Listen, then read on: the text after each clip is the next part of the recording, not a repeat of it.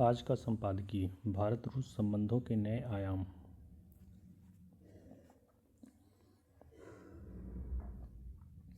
रूस के राष्ट्रपति व्लादिमीर पुतिन की हालिया भारत यात्रा ऐसे समय में हुई जब वैश्विक भू राजनीतिक परिदृश्य तेजी से बदल रहा है। पिछले कुछ समय से दुनिया में शक्ति संतुलन बदल रहा है और विभिन्न देशों की विदेश नीतियों में नई प्राथमिकताएं आकार ले रही हैं।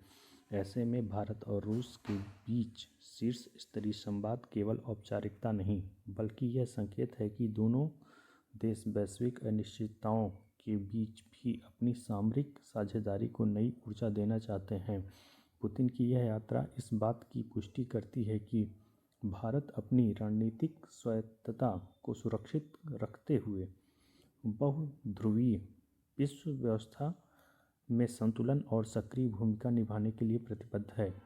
इस यात्रा का महत्व इसलिए और भी बढ़ जाता है क्योंकि विश्व स्तर पर यूक्रेन युद्ध, रूस और पश्चिम देशों के बीच तनाव, रूस चीन नज़दीकी और अमेरिका की नई व्यापार नीतियां मिलकर एक जटिल भू राजनीतिक वातावरण बना रही हैं।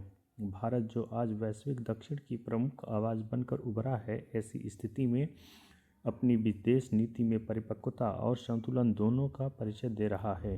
पुतिन की यात्रा का सार यही रहा है कि भारत किसी दबाव में नहीं, बल्कि अपने हितों और मूल्यों के अनुरूप निर्णय लेता है।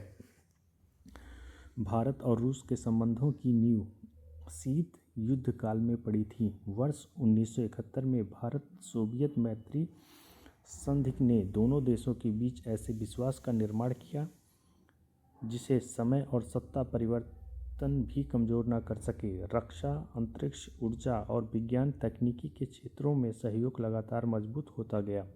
भारत के अंतरिक्ष कार्यक्रम को आकार देने में रूसी वैज्ञानिक सहयोग निर्णायक रहा।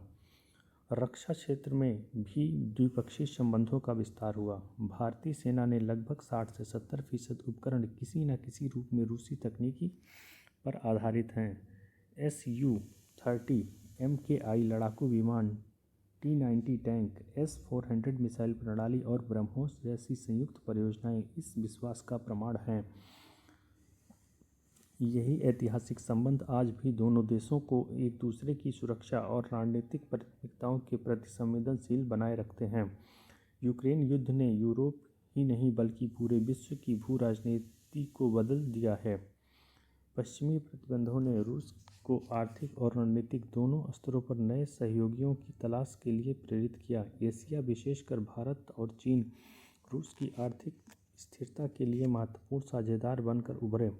भारत ने यूक्रेन संकट पर शुरुआत से संतुलित रुख अपनाया और न तो युद्ध का समर्थन किया और न ही किसी पक्ष का कठोर विरोध, बल्कि संवाद और शांतिपूर्ण समाधान का आग्रह किया। यह नीति भारत की रणनीतिक स्वायत्तता और स्वतंत्र विदेश नीति का प्रत्यक्ष उदाहरण है।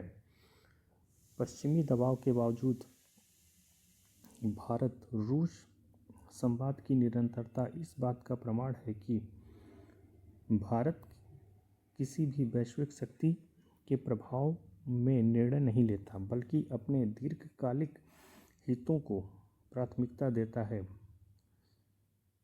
यह भी उल्लेखनीय है कि भारत ने इस अवधि में रूस की व्यापक स्तर पर तेल खरीदा, जिसने भारतीय अर्थव्यवस्था को महंगाई और आपूर्ति संकट से बचाने में मदद की। हाल के वर्षों में चीन रूस संबंधों में काफ़ी प्रगाढ़ता आई है।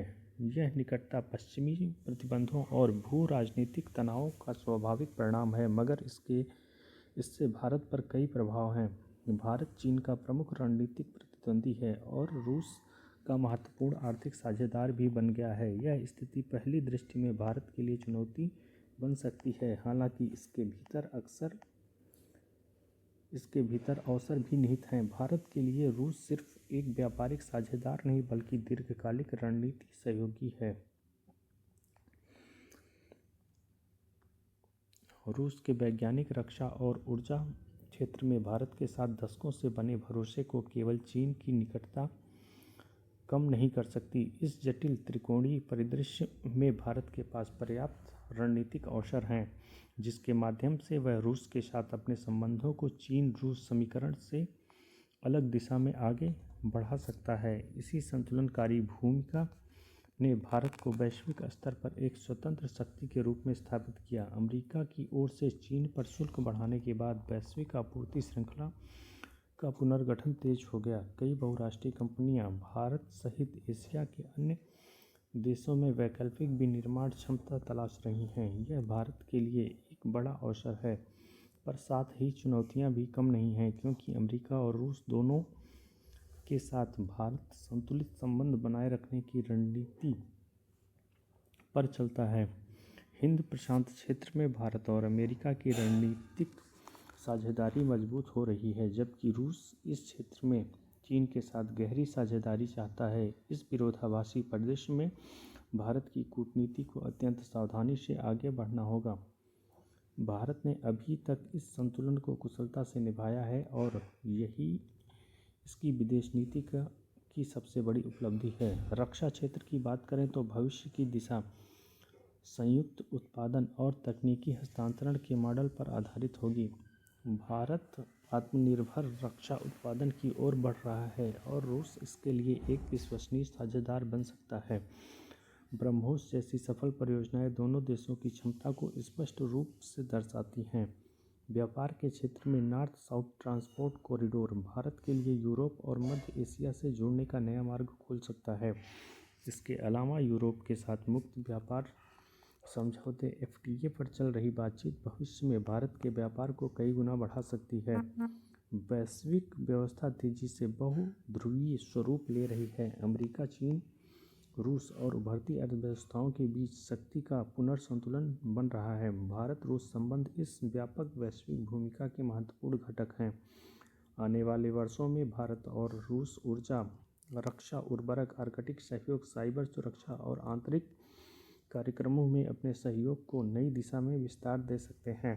उत्तरी समुद्री मार्ग के माध्यम से एशिया और यूरोप के बीच तेज आपूर्ति श्रृंखला विकसित करने में भारत की भूमिका भविष्य में महत्वपूर्ण हो सकती है। कृषि क्षेत्र की दृष्टि से भारत के लिए रूस उर्वरक का एक स्थिर और किफ़ायती स्रोत है, जिसने वैश्विक मूल्य भूमि के दौर में भारतीय किसानों को बड़ी राहत दी। रूस की ऊर्जा परियोजना में भारत की भागीदारी दोनों देशों को आर्थिक संबंधों में नई गहराई जोड़ सकती है। साइबर सुरक्षा और नवोन्मेषी डिजिटल तकनीकी के क्षेत्र में रूस की विशेषता और भारत की तकनीकी क्षमता मिलकर महत्वपूर्ण वैश्विक खतरों से निपटने का मार्ग प्रशस्त कर सकती हैं।